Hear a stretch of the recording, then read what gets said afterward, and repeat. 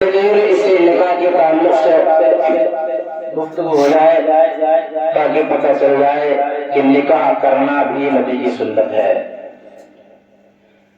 نکاح کیا جاتا ہے تو کن چیزوں کو دیکھنا چاہیے اور کن چیزوں پر عمل کرنا چاہیے۔ اللہ کے پیارے رسول صلی اللہ علیہ وسلم نے ارشاد فرمایا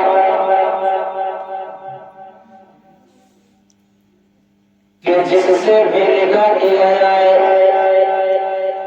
چار چیزوں پر غور و فکر کر لی جائے، چار چیزیں اور ان پر غور و فکر کیا جائے تو ہو سکتا ہے نبی کا فرمان ہے، یقین کامل کے ساتھ کہہ سکتا ہوں کہ کبھی ازواجی زندگی میں درار پیدا نہ ہو۔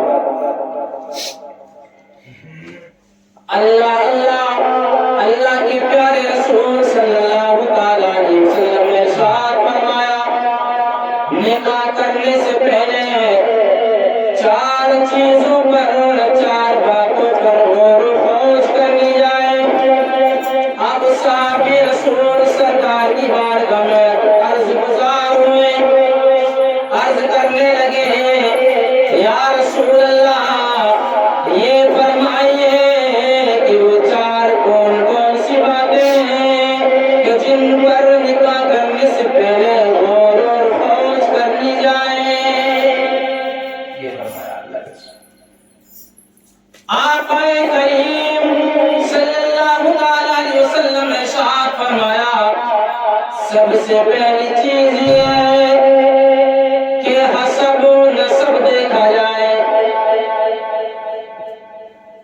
دوسری چیز یہ ہے کہ خاندان دیکھا جائے، تیسری چیز یہ ہے کہ حسن و جمال دیکھا جائے،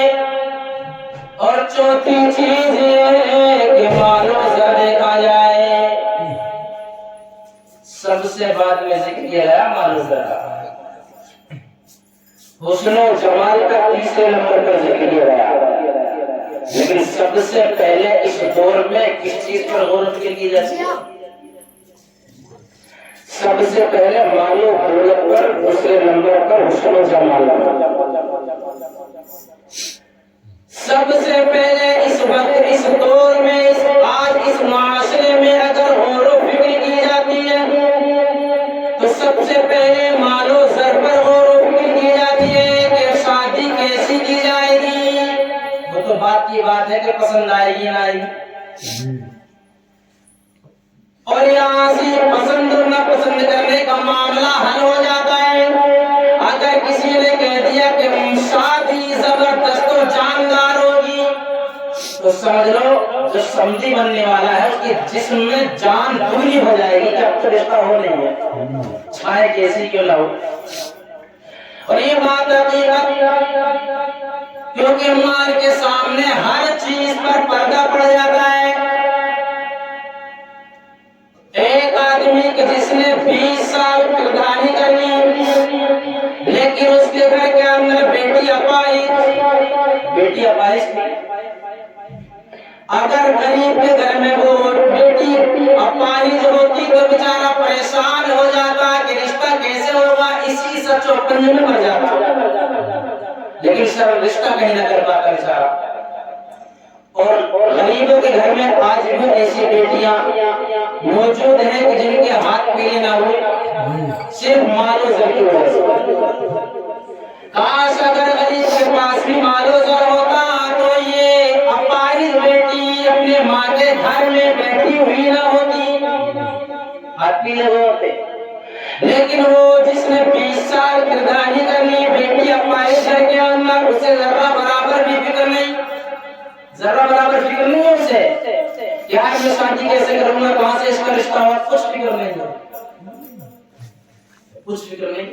کیوں؟ اس کو پتا تھا کہ دور ایسا چل رہا ہے کہ سارے عیبوں پر پردہ ڈالنے کے لیے ایک نوٹ کافی ہے، جہاں کوئی بات کام نہ کرے وہاں یہ نوٹ کام کر دیتا ہے۔ اب ذرا دیکھو جب بیٹی جوان ہو گئی اب اسے ابھی بھی فکر نہیں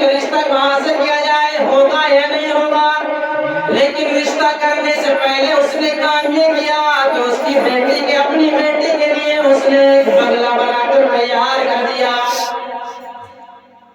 بنگلہ بنا کر تیار کر دیا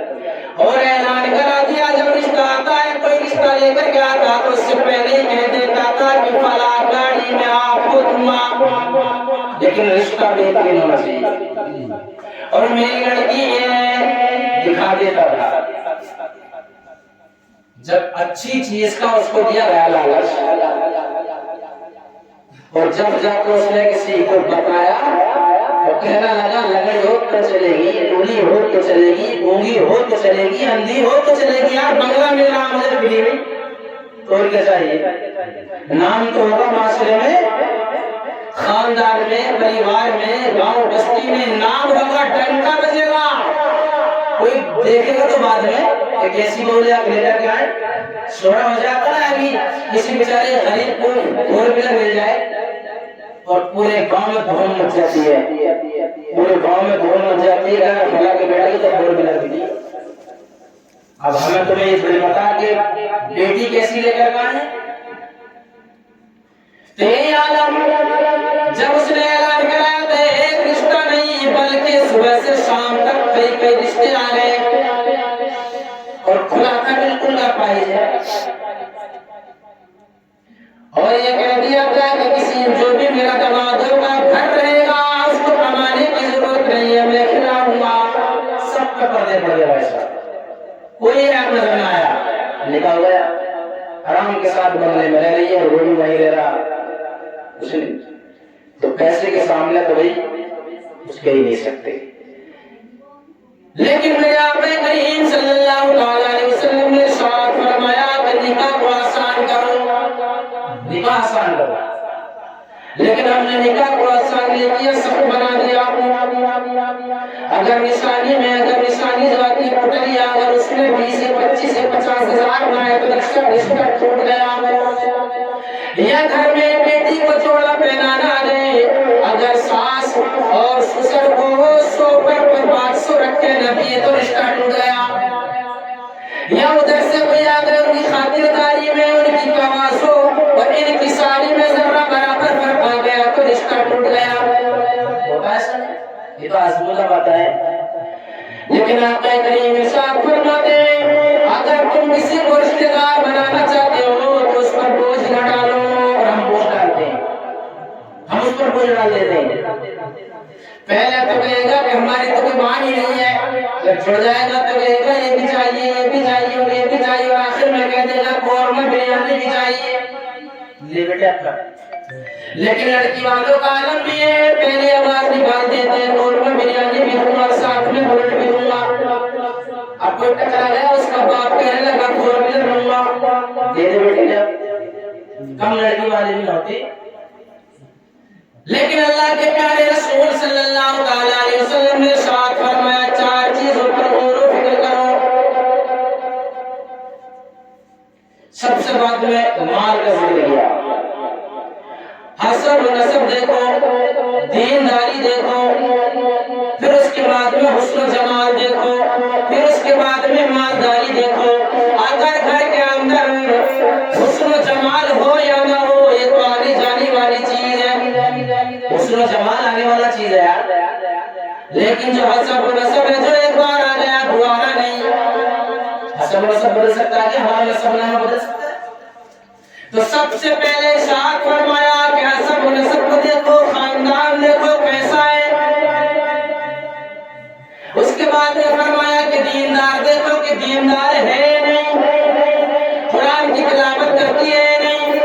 نمازوں کی پابندی کرتی ہے نہیں، روزوں کو اپنے وقت پر ادا کرتی ہے نہیں، دوسرے کے درد کو اپنا درد سمجھتی ہے نہیں، لیکن یاد رکھنا جس کے سینے کے اندر قرآن کا علم موجود ہوگا، جس کے سینے کے اندر قرآن کی تعلیم موجود ہوگی، یقین کے ساتھ کہ تو اللہ کے پیارے رسول کا فرمان ہے کہ جس نے میرے قرآن کی تعلیم سے اپنے سینے کو معمور کر لیا اس سینے کے اندر عداوت نہیں ہوگی، بلکہ اگر کسی کے دل کے اندر کسی کو دکھ درد ہوگا تو اسے بھی اس کے ساتھ میں دکھ درد و تکلیف کو محسوس کرے گا، اور سینہ خالی ہوگا تو نہیں کرے گا،